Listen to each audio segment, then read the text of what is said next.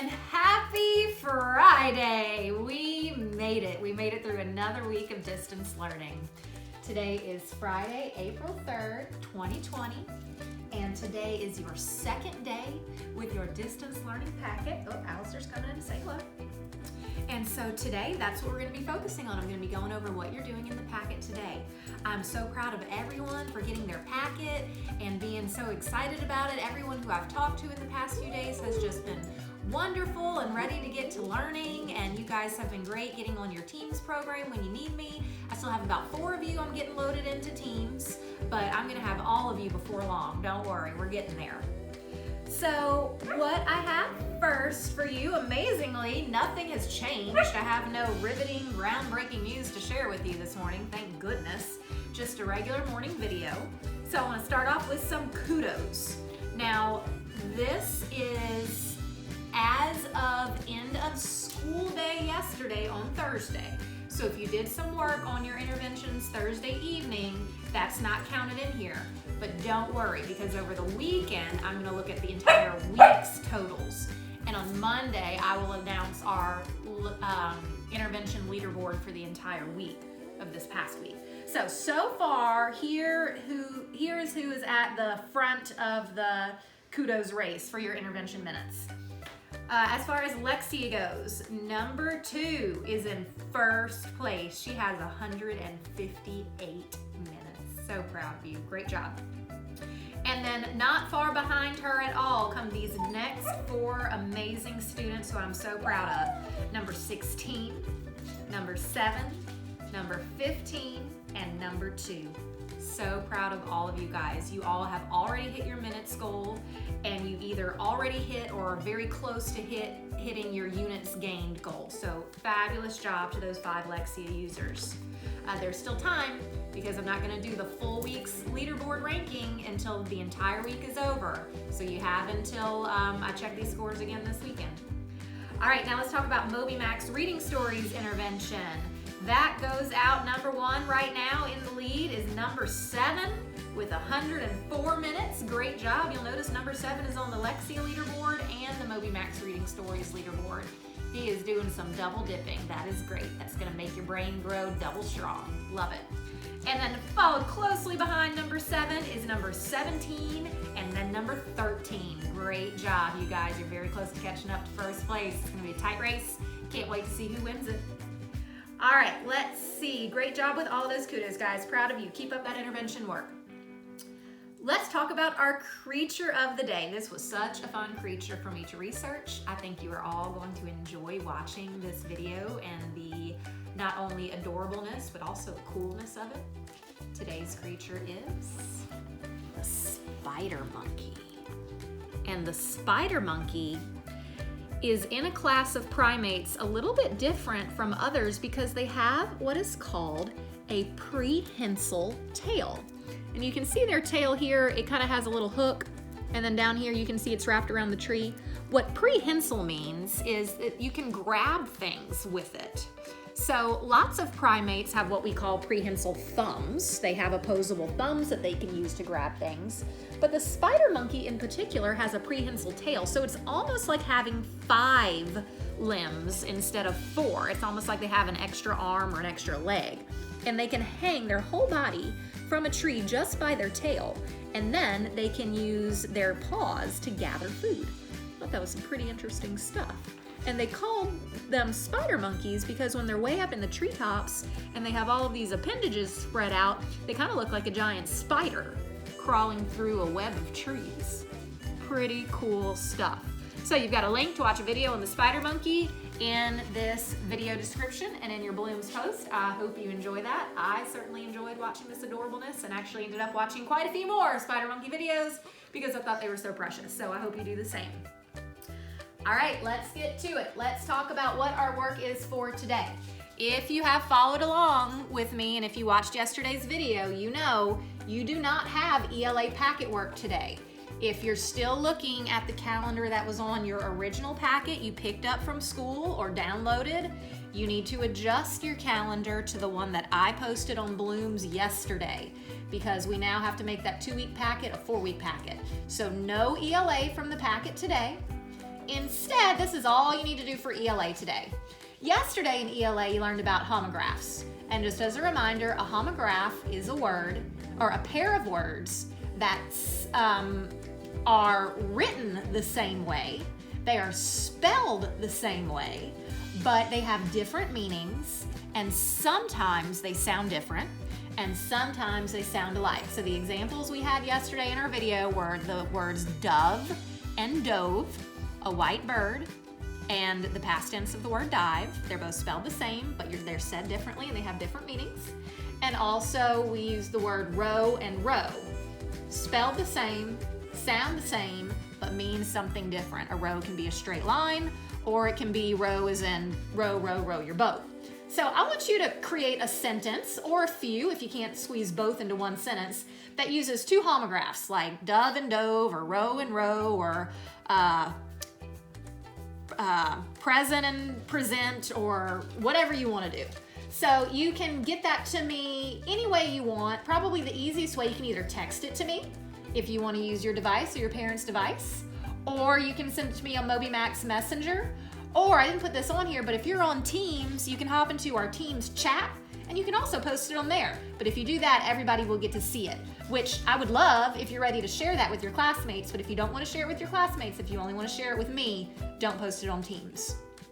Then of course, because I want you doing this every single day, always, always, always, even when you're no longer officially my student, I still always want you to read for 20 minutes a day.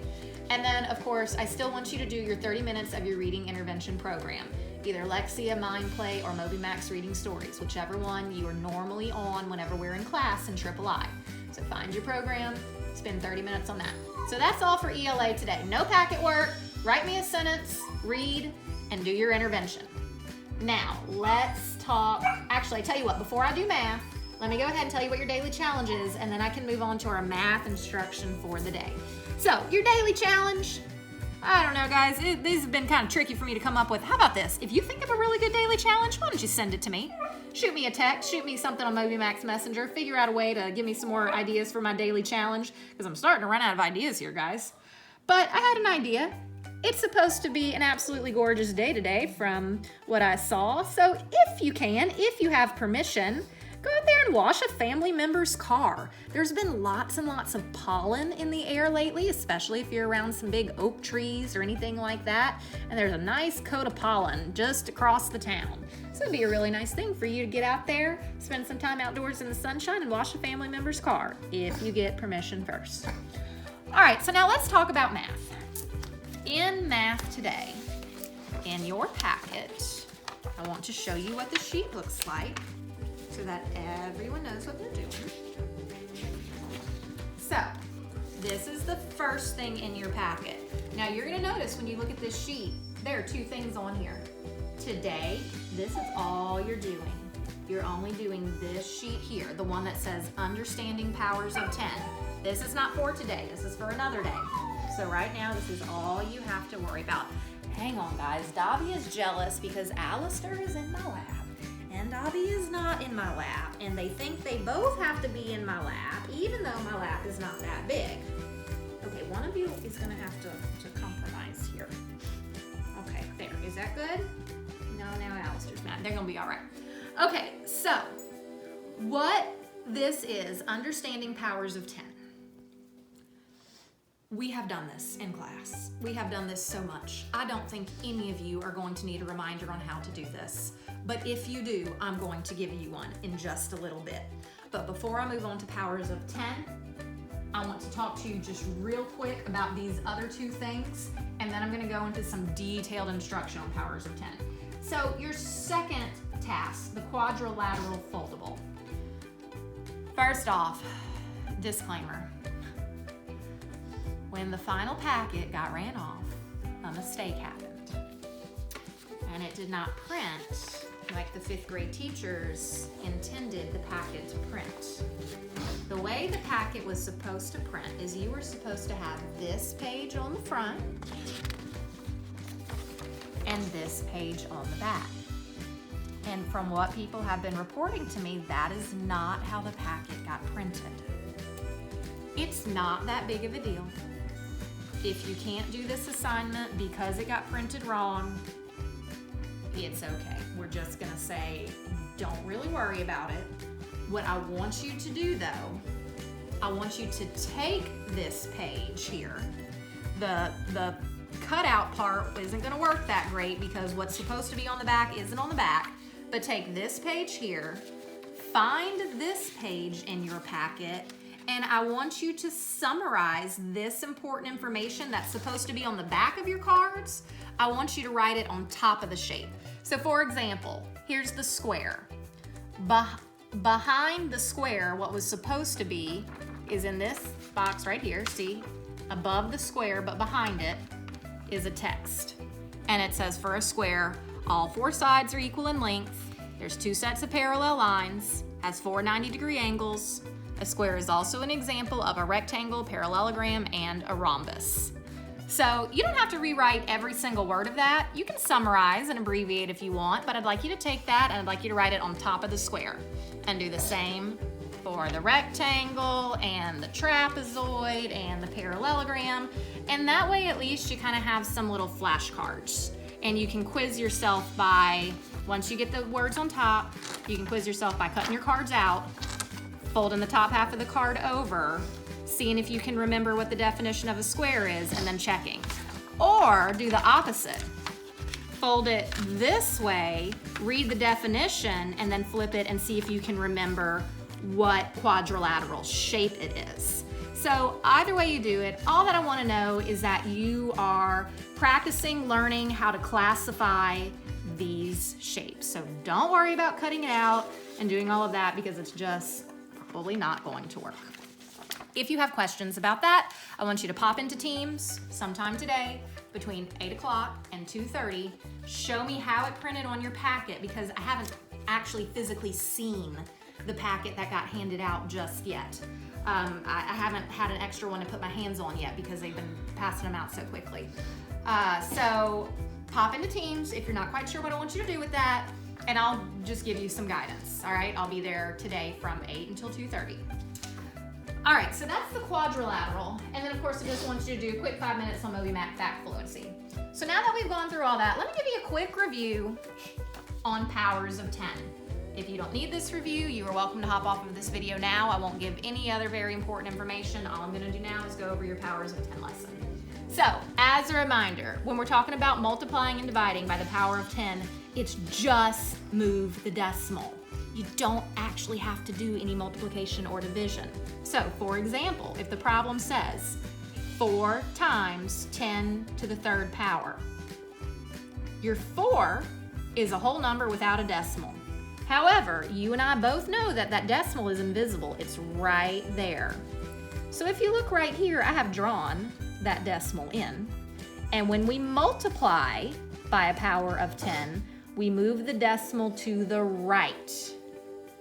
Moving to the right raises the number, so it gets bigger, right? Raises. So you draw in your decimal. We're going to move 3 places to the right. So that goes 1, 2, 3. You can redraw your decimal if you'd like that visual, and then you rewrite it with its zeros filled in your bumps, just like we practiced in class. So 4, decimal move 3 times, transfers over to the number 4,000. So 4 times 10 to the 3rd power is 4,000. This number is a little bit different. This number is 4 hundredths times 10 to the 3rd power. The decimal in the number 4 hundredths is in front of this 0. So we're still moving to the right because we're raising, we're multiplying. So here's our decimal. We're gonna move over 1, 2, 3. We have 1 empty hole to fill in here. And we know that now this 0 in front has no meaning. So whenever we fill in our 0 here and get rid of that decimal at the end because we don't need it, our answer becomes 40. So 4 hundredths times 10 to the 3rd power equals 40. When you multiply, you raise the score, you move to the right. When you divide, it's the same rules, but in the opposite direction. Left is less. When you divide, you make something less. So, if we have 5 divided by 10 to the 2nd power, The decimal in our 5 is invisible. It's right here, just like I drew over here. But this time we're gonna bump it 2 in the other direction, to the left. So decimal, 1, 2, fill in your empty bump. In this case, we have to keep that decimal because our numbers are behind our decimal. So that means we need it. We need it to keep our place value. If our numbers were in front of our decimal, we wouldn't need it anymore. But since we have numbers other than 0 behind the decimal, we've got to keep it there. So 5/100ths divided by 10 to the second power gives us, sorry guys, I kind of lost my place here because this is moving on to a new one. Sorry, this was a whole separate problem. I was still looking up here, just got a little sidetracked here looking at this paper. So going back to here, 5 divided by 10 to the second power is 500. All right guys, so for the rest of this, it was getting a little difficult talking through a math problem I had already done instead of working it out step by step. I think that might be a little bit better. My new dry erase board just came in, so let's give this a try. I have a few examples here, all using a very similar number, using an 8 or a multiple of 8 just to keep it simple.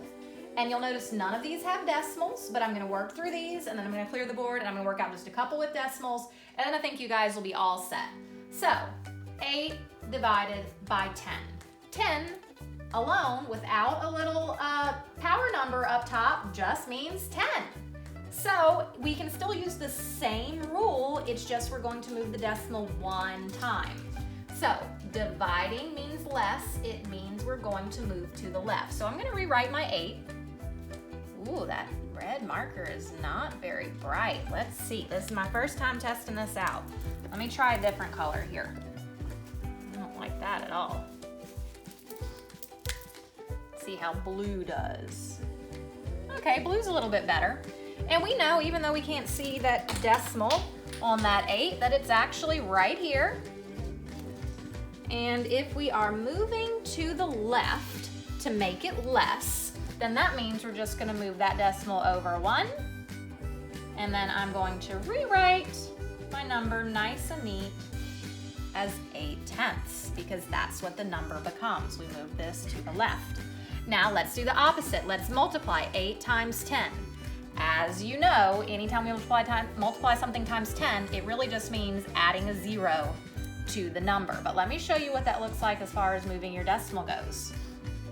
Here's my decimal behind my 8, it's invisible. If I'm multiplying, I'm raising the number, so I'm going to move to the right, and then I've got to fill in that empty bump, and then I will rewrite my number nice and neat, which is just 80. Just the same as taking the 8 and sticking a 0 on the end. All right, let's try something one step up with a third power here. So 8 divided by 10 to the third power. I'm dividing, so I'm gonna move to the left.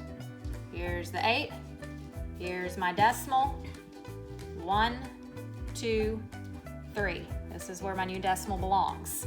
I'm gonna rewrite this, decimal, empty bump, 8. 8 divided by 10 to the third power gives us 8/10, 100ths, thousandths, 8/1000ths. All right, let's switch back to multiplication. Multiplication means we're going to raise the number, so we're going to move to the right. So here is our number with our invisible decimal behind the ones place. We're going to the right this time. 1, 2. We have 2 empty bumps, so we're gonna rewrite our number. 80 times 10 to the second is 8,000. All right, let's try one more with some whole numbers, then we'll switch over to decimals. 800 has a decimal right here. It's invisible. We're dividing, so we are going to move to the left because we're going to make it less, and we're gonna move 4 times. 1, 2, 3, 4. That leaves us with 1 empty bump to fill in. So I'm gonna rewrite it nice and neat. And do I need all of these extra zeros back here? No, I absolutely do not. I don't need any zeros that don't have a number other than 0 behind them whenever we're talking about the right side of our decimal. So 8/100ths is our number for that. All right, I'm gonna clear this out and we're gonna switch over to some decimals. All right guys, last little bit I've got for you today with these decimals and working with powers of 10. So again, I did similar numbers here. I have 2 examples with 6/10 and 2 examples with the number 6/100. So let's start up here first. 6/10 times 10 to the second power. So I'm gonna rewrite my number. I'm multiplying, I'm moving to the right. And you can put the 0 here if you want to, but you really don't need it. I'm going to move to the right 2 times. So 1, 2. That leaves me with 1 empty bump. So when I fill it in, I get the number 60. And I don't need that decimal there anymore because it's just behind that ones place and I don't have anything behind it. So the answer here is simply 60. Now let's try dividing. In this case, we're going to be making it less. So we're going to move to the left. So here we go, moving to the left 2 times. Bump, bump, new decimal. I have 1 empty bump to fill in. So here's my new decimal. Here's the bump I'm filling in. Here's the 0 that was already there. And here is my new number, which is 6 thousandths. Now, here is our number titled 6/100ths. And we are going to multiply that number times 10 to the 3rd power. So when doing that, we are multiplying, we are raising, so we are moving to the right, and I'm moving 3 times. 1, 2, 3. I have 1 empty bump that needs a 0. So when I rewrite it, I'm gonna rewrite it simply as the number 60 because I filled in my empty bump. I don't need this decimal because I have nothing behind it to the right, and I don't need the zeros in front because they have no meaning or place value. So my answer is simply 60. Now on this one, guys, I'm gonna go ahead and tell you that this is gonna give you a number so small that I'm not even gonna try to figure out how to say its place value name because we don't even get into that into the 5th grade. I just wanted to show you that this can work for any number no matter how many times you move it. And even if you can't pronounce or don't know how to say the place value of the number, you can still do the math. It's not that big of a problem. All right, so here we go. We're dividing, we're making it less, we're moving to the left. I'm going to rewrite. And you can put your 0 here if you want to. Going left 3 times. 1, 2, 3. And if I were to rewrite that, I would rewrite it with a decimal and 1, 2, 3, 4 zeros with a 6 at the end. So you can see that this can work for really big numbers and really small numbers and any number in between. It's always the same rules. Look at how many times you're moving your decimal. Find your decimal and you're either bumping to the left or you're bumping to the right. Okay guys, that's all I've got for you today. I want you to get outside after you get your schoolwork done or maybe in the middle of doing some schoolwork. I want you to have some fun. I want you to be sweet to your family. I want you to maybe listen to some music and do some Friday dancing. But more than anything, I want you to remember you can do anything because you are made of stardust. Bye guys, have a great weekend. Woo!